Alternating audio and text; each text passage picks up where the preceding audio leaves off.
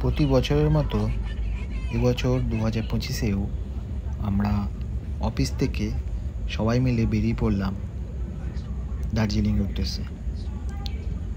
সেই জন্য রাতে আমরা দার্জিলিং মেল ধরলাম শিয়ালদা থেকে। সকালে ঘুম থেকে উঠতেই বাইরের প্রকৃতি আমাদের মন চাঙ্গা করে দিল। বাইরের দৃশ্য দেখলাম, বুঝতে পারলাম যে কাল রাতে হালকা বৃষ্টি হয়েছে। প্রথমে আমরা এনজিপিতে নেমে সবাই একসাথে জড়ো হয়ে গেলাম। তারপর অপেক্ষা করতে থাকলাম আমাদের বুক করা গাড়ির জন্য। কিছুক্ষণের মধ্যে আমাদের গাড়িগুলি চলে এলো।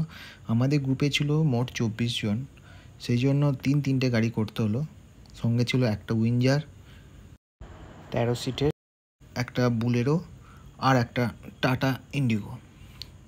তো যেহেতু উইঞ্জারের সিট বেশি, আমরা উইঞ্জারেই উঠে পড়লাম।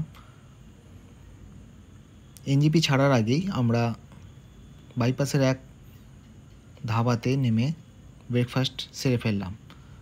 খাবারে ছিল লুচি, ছোলার ডাল, আলুর দম আর মিষ্টি রসমালাই।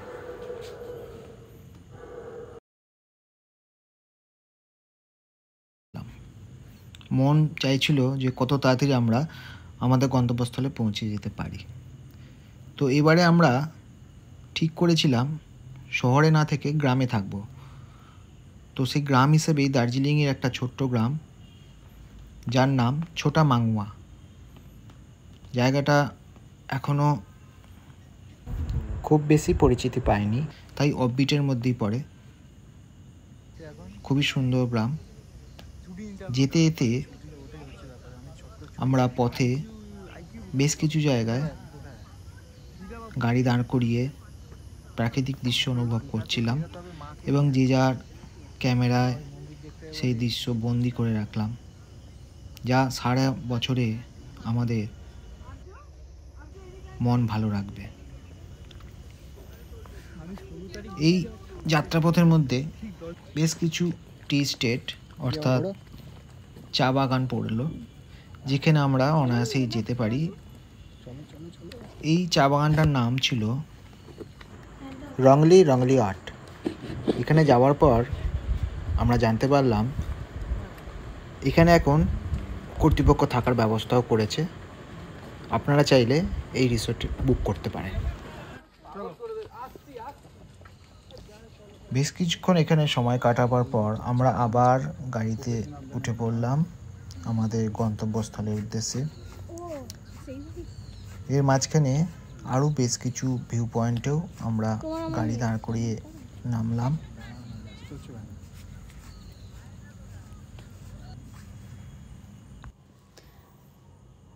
এখানে আমরা সবাই খুব আনন্দ করলাম।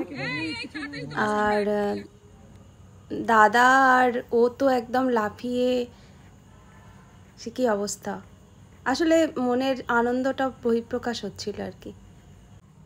আমরা যেখানে যাচ্ছিলাম সেটা যেহেতু গ্রাম ছিল অনেকটা, মানে ওখানে এখন সচরাচর লোক কমই যায়, তো সেই জন্য রাস্তাঘাট খুব ভালো না হলেও মোটামুটি ঠিকঠাকই ছিল।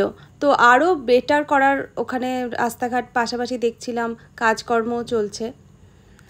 তো এইভাবে যেতে যেতে আমরা মাঝে মাঝে দাঁড়াচ্ছিলাম, আবার ফটো তুলছিলাম, একটু বৃষ্টিও হলো, সেটাও অনুভব করলাম। এবং তারপর আমরা আমাদের যেখানে হোমস্টে সেখানে পৌঁছালাম। তবে ওটাই যে আমাদের হোমস্টে সেটা বোঝার আগেই দেখছিলাম যে অনেক অরেঞ্জ হয়েছে, মানে যেটা শীতকালে হয়, দেখছি বাড়ির পাশে অনেক অরেঞ্জ। এবং আমার মনে হলো যে এখানে দাঁড়ান একটু ছবি তুলি। তো ওরা সত্যিই দাঁড়িয়ে গেল এবং বললো এখানেই আমরা থাকছি। খুব এক্সাইটেড হয়ে গেলাম।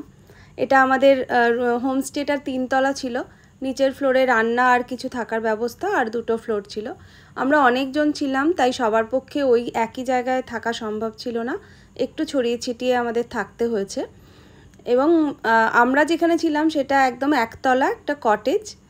সেটাও খুবই ভালো, কারণ সব কিছুর মধ্যেই তো আমাদের থ্রিল এক্সাইটমেন্ট খুঁজে নিতে হয়। আজকে তাহলে এখানেই শেষ করছি, দেখা হচ্ছে নেক্সট ভিডিওতে। কালকে আমরা কি করছি সেটা শেয়ার করা যাবে।